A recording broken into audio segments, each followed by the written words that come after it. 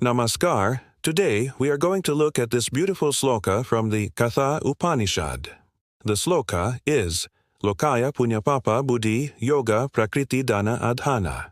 Danadanayar Eva Kamayas Chayatra Yoginam Punyapapa Atma Vanchati.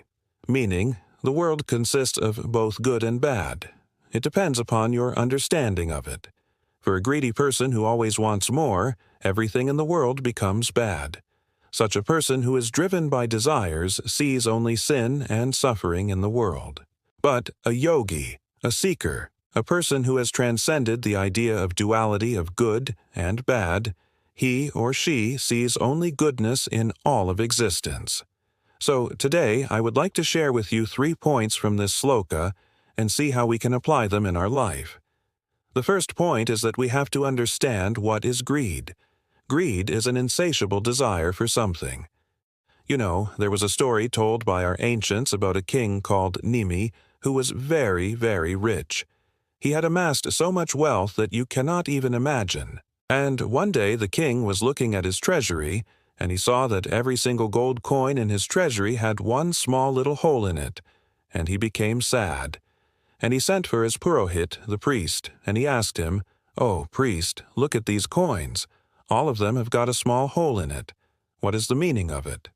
And the priest said, "Your Majesty, these holes were there even before you collected them into the treasury. These holes are made when they are minted. You may be wondering, why is it necessary to make a hole in a coin? Why can't it be just a flat piece of metal?" Then the priest explained to the king the reason why there is a hole in the coin. He said, "See, if you want to weigh gold, let's say 100 units of gold, if you take a piece of cloth and wrap it, then you will not be able to weigh it properly, because the weight will be according to the cloth also. So to get the exact weight of the gold, you need some space between the gold units. That's why there is a hole." Then the king asked, "Then why do people keep these coins in their treasury? They are so useless. If they don't have any value, why do kings collect them?" And the priest replied, "It is because of their greediness. You see, a greedy person never feels satisfied. If you ask a normal person, a middle-class person, what is your monthly salary? And if you ask a rich person, what is your monthly income? They will tell you the figures. But if you ask a very, very rich person, a billionaire, what is your monthly income, he will reply, "I don't know. I don't count it." So even though all these coins have holes, a greedy person still wants to collect more and more of them because they think these coins will give them happiness. So, you know, there is a Zen Buddhist story.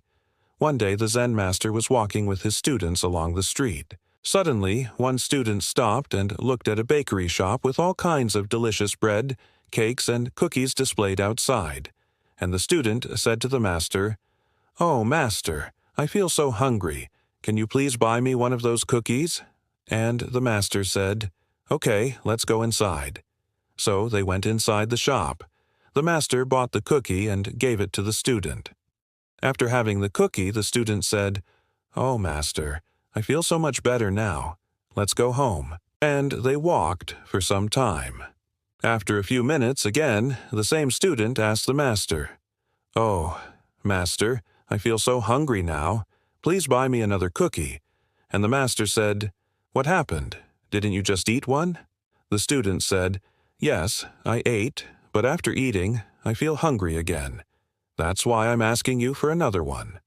The master said, "This is the difference between a lay person and a monk. A lay person will eat one cookie and still feel hungry, so they will keep buying more and more cookies. Whereas a monk will eat one cookie and feel completely satisfied. They will not ask for another one." So we have to understand that greed is the root cause of all our problems. Greed blinds the eye that could see beauty. You see, when a person is greedy, they become so obsessed with collecting more and more material things, they are not able to appreciate the beauty around them. In fact, they lose the beauty within themselves also. So you may have seen many rich people who are always sad. They may have everything, money, fame, everything, but still they are sad. Why? Because they are not able to appreciate what they have. They are blinded by greed. So greed blinds the eye that could see beauty. Now, second point is, we have to understand the difference between a seeker and a common man. As we heard in the sloka, the common man sees only sin in this world, whereas a seeker sees only goodness in this world. How is it possible? We have to understand. See, the main objective of a human being is to realize their true nature. We are all spiritual beings. Our original nature is pure consciousness, but we have forgotten it due to our ignorance. So a human being needs to go through various births and deaths to realize their true nature. This world is like an ocean. There are waves in it, right? You know, when we stand on the shore and see the waves in the ocean, we feel that each wave is this world. Each wave is different from the other waves. Some waves are higher, some waves are smaller.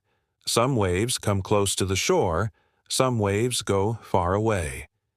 Just like that, we see so many different types of people in this world: good people, bad people, happy people, sad people, rich people, poor people, educated people, uneducated people.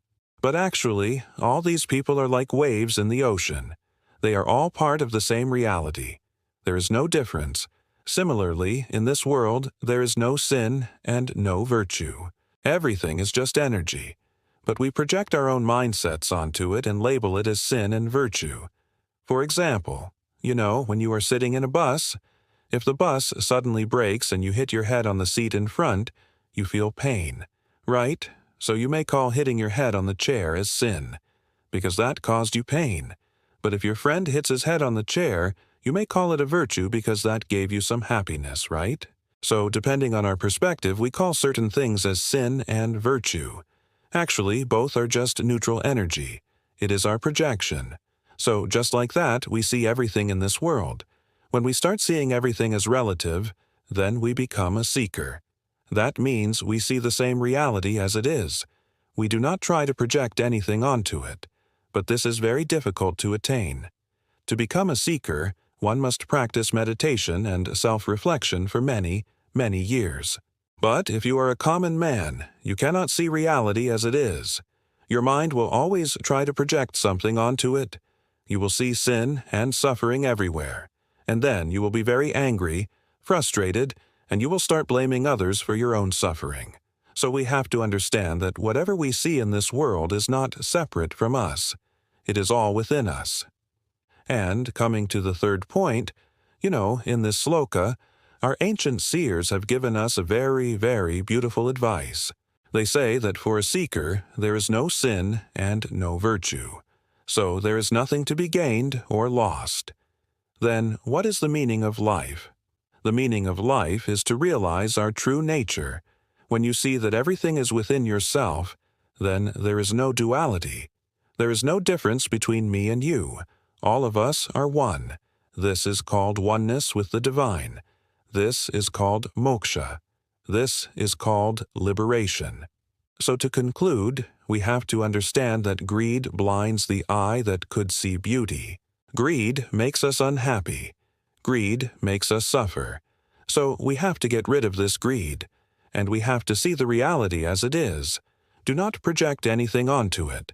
When we see everything as it is, then we realize our true nature. Then we realize that we are one with the divine. So thank you very much. Namaskar.